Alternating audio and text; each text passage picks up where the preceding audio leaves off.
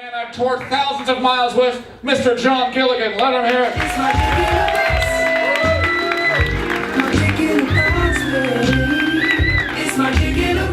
Hi, everybody. Hi. I'm John Gilligan. Just call me Gilly. I'll say, how you doing? You guys say, good, Gilly. How you doing? Right on. I'm going to start out with a quick story. I'm very lucky to be standing here tonight. I survived a massive heart attack called the Widowmaker. I don't know if you've ever heard of this.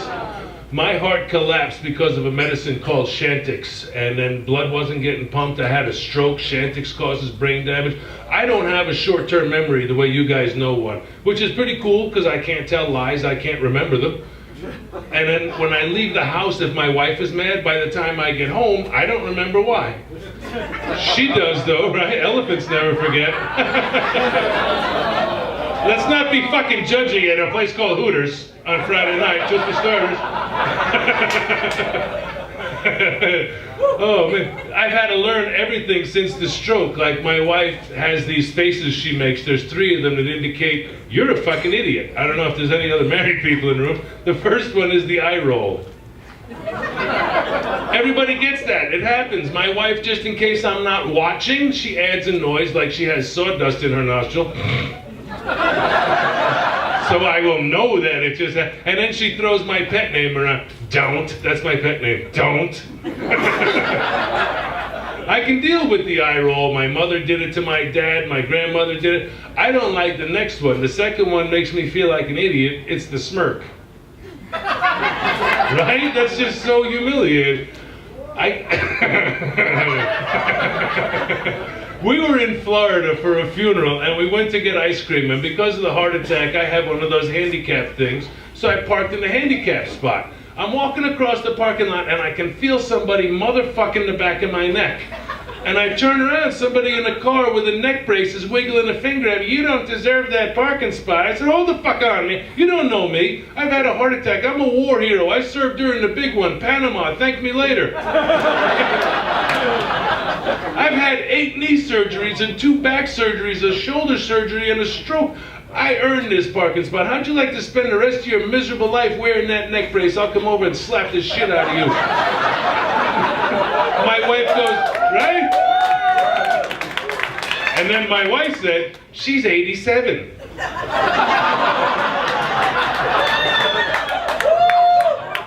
Yeah, well, this is Florida.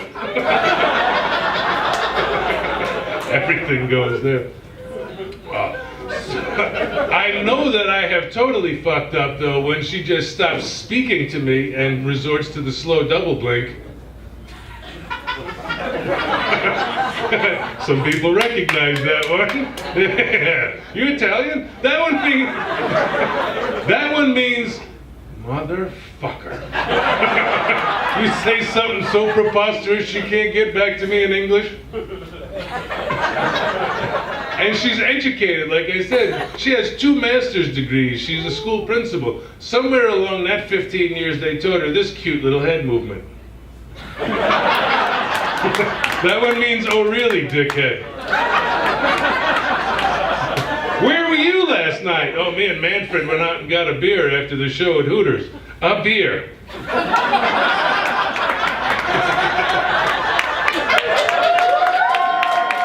Fucking silent punchlines. I cannot tell you how much I appreciate an audience like you guys. I was here last Tuesday and there was 3 very large drunk women in the front from another country, shitty accent, and I was trying to talk over them, and finally I had to work with them, and I said, hey, that's quite an accent you have. Are you ladies from Scotland? And the biggest one got all angry. It's Wales, you fucking idiot. I'm sorry, are you Wales from Scotland? Don't fuck with Gilly, everybody loved that guy.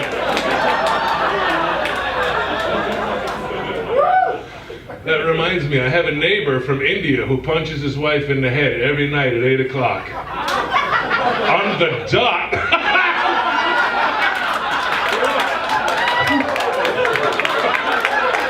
You guys might be going to hell.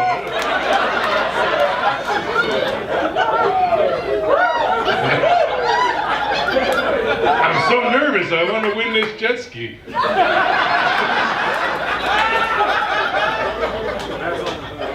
So here's why my wife is currently upset with me. I have a little handyman business here in town, and I ducked out of work early yesterday to re-up on the marijuana. There was somebody in my neighborhood selling it, and it's cheaper to buy it in the streets. I don't have dispensary money, but I didn't trust a comedian. Every one of them complains about being broke. I don't trust you to leave the full amount in front of my house. So I went home, and we were smoking marijuana in my house, and I heard the garage door open, which meant my wife had come home from work early. So I did the only thing I could think of. I set a chair on fire.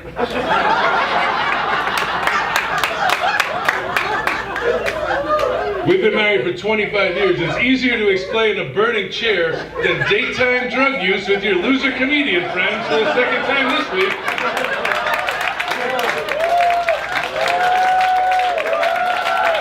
I love you guys.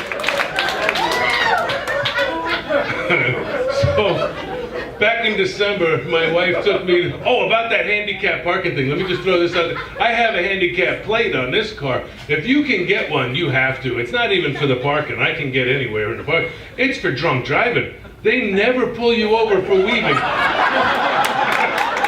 I think it's a hate crime. So anyway, my wife took me to a Christmas party. She refers to it as the last fucking Christmas party I'm ever taking you to. And I was drinking Jameson, which I feel is the Lord's work. I'm Irish.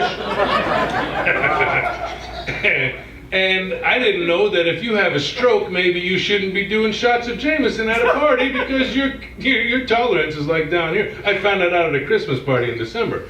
My wife's boss says, hey, did you guys see the news? There was a young female skydiver, 11,900 jumps, and her chute didn't open. At least she died doing something she loved. I said, I'm going to stop you right there. I think she enjoyed the feeling of a chute opening and surviving.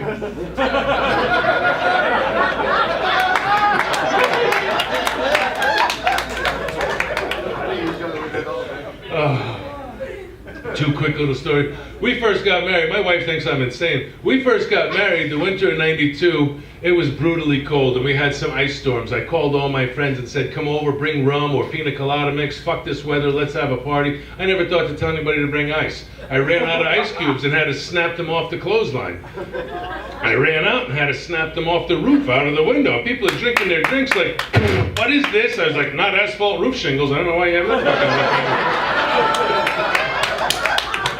I sat home that winter and scooped out dog food. We had a product called Kibbles and Bits, and the littlest ones were tiny little dog bones. And I took those tiny little dog bones and mixed them with peanuts and cashews and pretzels and served them at my son's christening because I didn't like my wife's fucking family. I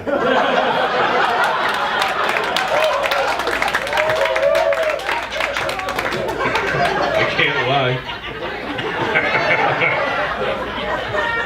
You guys are phenomenal. This is a great feeling. I've been having a great year. 2017 sucked. In the beginning of the year, my dad passed away the night of the Super Bowl. He had a bad heart. He had pneumonia twice, and the Patriots cheated. Something pushed him over the edge. I'm not a pathologist.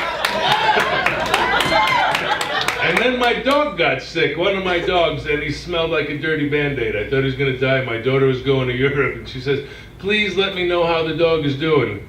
No. I'm not going to ruin the vacation. My brother went to Europe earlier in the year and asked me to watch his cat. And as soon as he landed, he was on the phone. How's my cat? I'm sorry, Edward, but your cat died. Oh my God, what's wrong? He's gay, that's why he sounds like it. Oh my God, what's wrong with you? I don't know if he does that.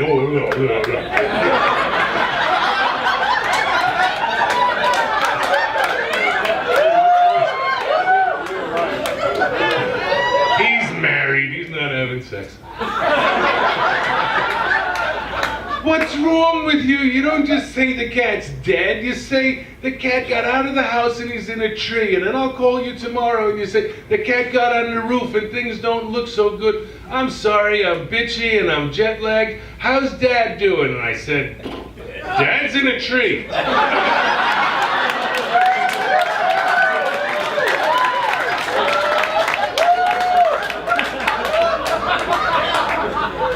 You guys have been phenomenal. I'm going to duck out early, but I just want to say this. If you want to feel like a big shot while you're here tonight, just tip the waiter and waitress and bar staff overly. Just do that for me, guys. I've been John Gilligan. You've been phenomenal.